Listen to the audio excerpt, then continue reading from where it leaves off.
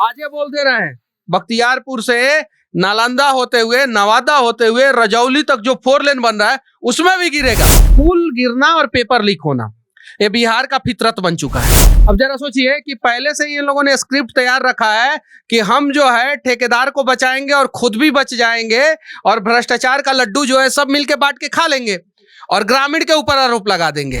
पता तो चले कि आखिर बिहार में कौन सा भूत आ गया है जो बार बार जो है पुल को हिला हिला के गिरा दे रहा है। जो छोटा पुलिया बनता है उसमें 30% तक कमीशन जाता है और जो बड़ा पुलिया बन रहा है पुल बन रहा है उसमें 15% तक कमीशन जा रहा है। अभी तो कुछ और पुल गिरेगा, मैं फिर बोल रहा हूँ कि कुछ विश्वास नहीं कर रहे हैं आप? एकदम बिल्कुल गिरेगा और लगातार गिरेगा। बिहार के अररिया जिले के बकरा नदी पर काफी लंबे समय से एक पुल बन रहा था और कल यानी मंगलवार की शाम अचानक से खबर सामने आती है कि वो पुल बकरा नदी में गिरकर ध्वस्त हो गया। यानी बिहार का एक पुल फिर से भ्रष्टाचार के भेंट चढ़ गया। और इसी बिंदु पर बातचीत करने के लिए हमारे साथ मौजूद हैं भाजपा नेता मनीष कश्यप, और मनीष कश्यप से हम जानने की ये कोशिश करेंगे कि इनको क्या लगता है किसकी लापरवाही की वजह से बिहार में एक बार फिर से एक पुल भ्रष्टाचार के भेंट चढ़ गया है। सबसे पहले आपको धन्यवाद और मैं बता देना चाहता हूं दर्शकों को कि इस चीज को देख देख के मैं भी थक गया, तो मैंने भी सोचा कि थोड़ा सा पता करने का प्रयास किया जाए कि आखिर पुल कैसे गिर जा रहा है। कल मैंने एक अधिकारी को फोन किया अररिया में, तो अधिकारी क्या बोल रहा है कि ग्रामीणों ने जेसीबी से पाइल कैप के नीचे का मिट्टी जो है खोद के निकाल दिया, इस वजह से पुल गिर गया। तो मैंने बोला कि जब जेसीबी से ग्रामीण जो है पाइल कैप के नीचे मिट्टी खोद रहे थे तो आपने मना क्यों नहीं किया? तो वो बोल रहे हैं कि ये तो मना करने का काम जो है खनन विभाग का है। अब जरा सोचिए कि पहले से ही इन लोगों ने स्क्रिप्ट तैयार रखा है कि हम जो है ठेकेदार को बचाएंगे और खुद भी बच जाएंगे और भ्रष्टाचार का लड्डू जो है सब मिलके बांट के खा लेंगे और ग्रामीण के ऊपर आरोप लगा देंगे। ग्रामीण के वजह से पुल गिरा है, जैसा कि उनका वो अधिकारी का मेरे पास रिकॉर्डिंग भी है, ठीक है।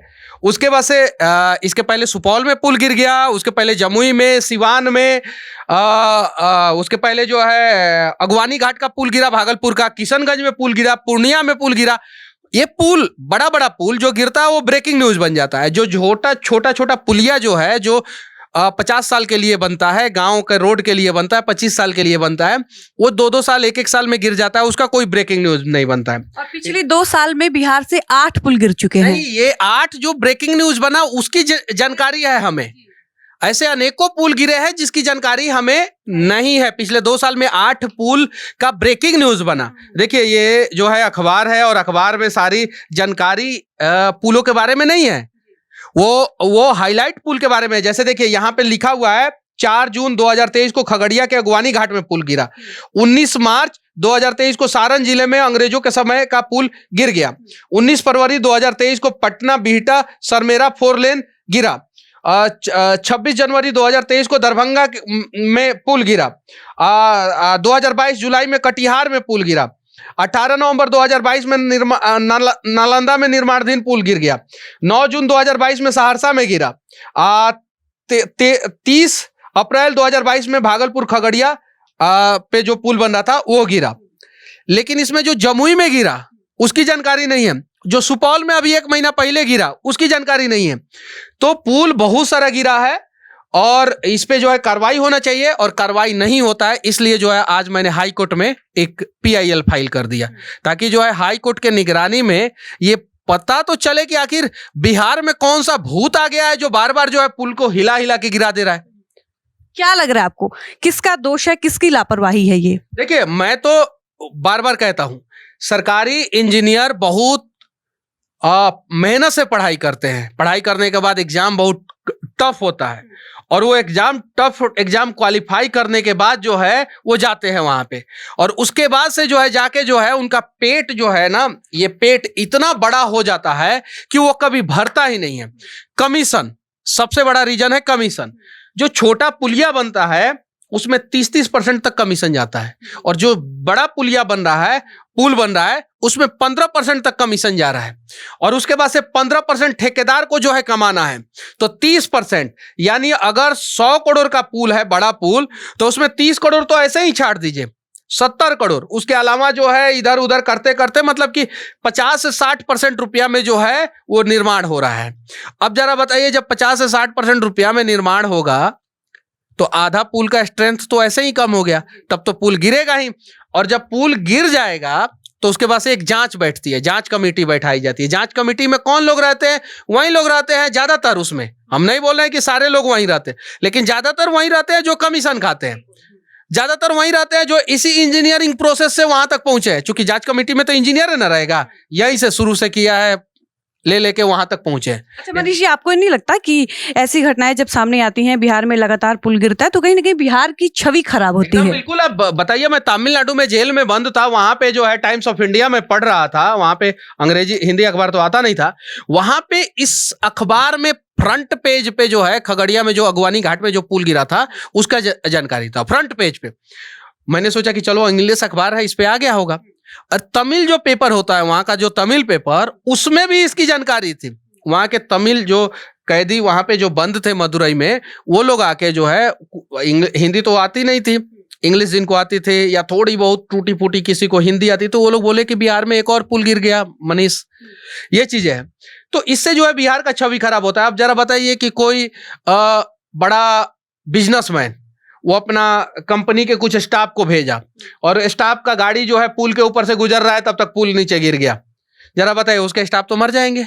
जब मर जाएंगे तो शेयर मार्केट में पता चलेगा कि इस कंपनी का एमडी सीएमडी मर गया, तो उसका शेयर भी डाउन हो जाएगा। तो क्या इन्वेस्टमेंट करेगा जहां पे बार बार जो है पुल गिर रहा है? और क्या जांच हुआ? ये पुल गिरना और पेपर लीक होना, ये बिहार का फितरत बन चुका है। आए दिन ऐसी खबरें आती हैं। आप बताइए, नीट के बच्चे जो है आज सड़कों पे हैं, उनको इंसाफ कौन दिलाएगा? बताइए। आज वो लगातार प्रयास कर रहे हैं कि उन्हें इंसाफ मिले, इंसाफ मिले। तो पुल गिरना और पेपर लीक होना, ये पेपर जो है पानी हो गया है जो कहीं से लीक हो जाता है, और पुल जो है वो भूत बन गया है जो दिखता नहीं है कि कौन गिराया है, लेकिन गिर जाता है।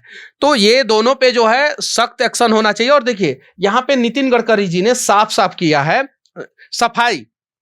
गडकरी बोले पुल केंद्र नहीं राज्य सरकार बना रहा था, यानी गडकरी साहब ने अपना पल्ला झाड़ लिया कि हमारे अपना डिपार्टमेंट हाथ खड़ा कर लिया। नहीं, उनके डिपार्टमेंट का नहीं था, तो उन्होंने बोल दिया कि भाई मेरे डिपार्टमेंट का नहीं था। अगवानी घाट किसके डिपार्टमेंट का था? भागलपुर सुल्तानगंज अगवानी घाट में जो पुल गिरा वो किसके डिपार्टमेंट का था? गिर रहा है पुल, कार्रवाई होना चाहिए और सख्त कार्रवाई होना चाहिए। नहीं हो रहा है कार्रवाई, काहे कि नीचे से ऊपर तक भरे पड़े हैं। अब जब कोर्ट कचहरी का जो है आदत जो है नेताओं ने हमको लगवाइए दिया है, तो सोचे कि एक बार और हाई कोर्ट में जाते हैं, थोड़ा सा हाई कोर्ट को देख के आते हैं। एगो फाइल किए हैं आज PIL, आगे भी बहुत सारे चीजों पे जो है भ्रष्टाचार पे जो है इन लोगों के खिलाफ फाइल करेंगे, और बहुत सारा भ्रष्टाचार का कहानी जो है ना हाई कोर्ट के देख रेख में जो है ना सामने लेके आएंगे। अभी एक और पुल मैं बोल दे रहा हूँ बार बार, अभी तो कुछ और पुल गिरेगा। मैं फिर बोल रहा हूँ कि कुछ विश्वास नहीं कर रहे हैं आप? एकदम बिल्कुल गिरेगा और लगातार गिरेगा। जिस हिसाब से ये लोग बना रहे हैं, कहीं रिटेनिंग वॉल जो है, जो रोड बन रहा है उसके ऊपर फ्लाईओवर बन रहा है, उसका रिटेनिंग वॉल सही नहीं है, कहीं जो है गर्डर सही से नहीं रखा गया है, कहीं जो है मतलब कि सुपर स्ट्रक्चर सही नहीं है, तो कहीं जो है उसका जो प्लिंथ होता है, जो कैप होता है, बेयरिंग प्लेट होता है, जो पाइल होता है, वो सही से नहीं किया जा रहा है।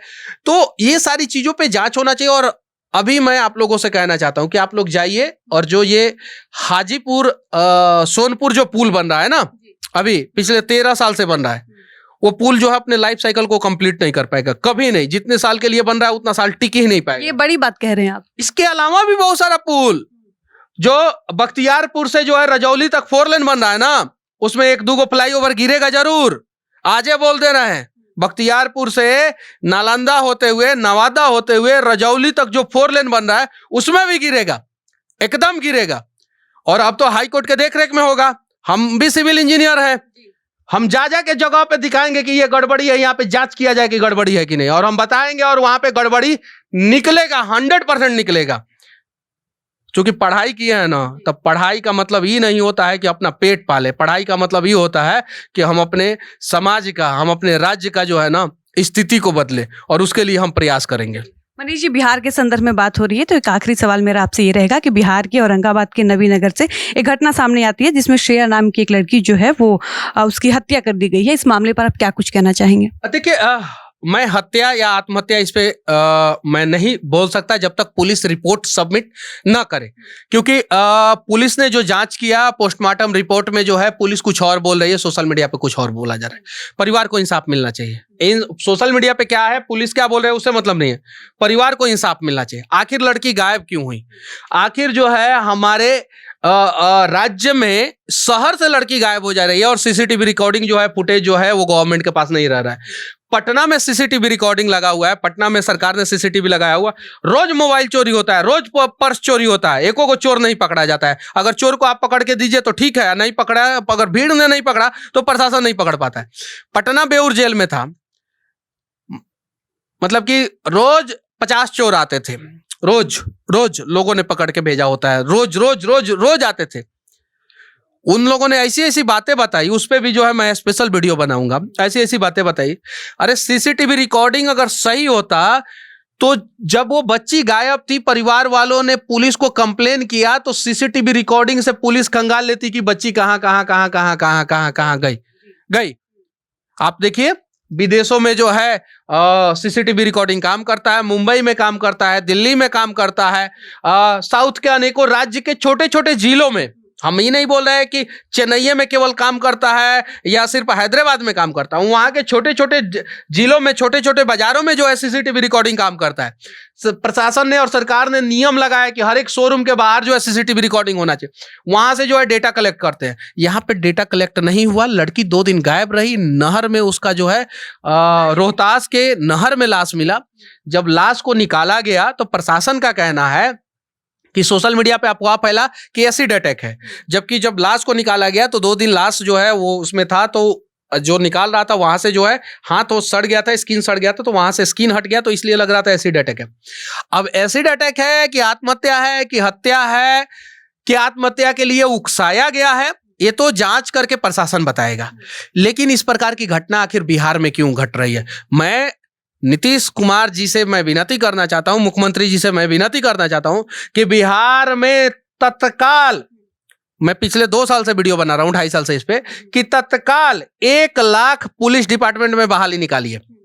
जब सड़कों पे पुलिस दिखना शुरू हो जाएगा, लोगों के मन में भय होगा। मैंने पुलिस डिपार्टमेंट के लिए, गाड़ी के लिए वीडियो बनाया था, कम से कम 5-6 वीडियो बनाया गाड़ी के लिए, तो ये डायल 112 का जो है अनेकों गाड़ी जो है खरीद के आया।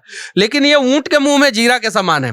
अभी जो है कम से कम 10,000 कम से कम गाड़ी आनी चाहिए, जिसमें जो है कम से कम 25% इनोवा होना चाहिए और 25% टोयोटा हाइलक्स होना चाहिए, जो पुलिस को मिले 50%, और 50% बुलेरो दीजिए।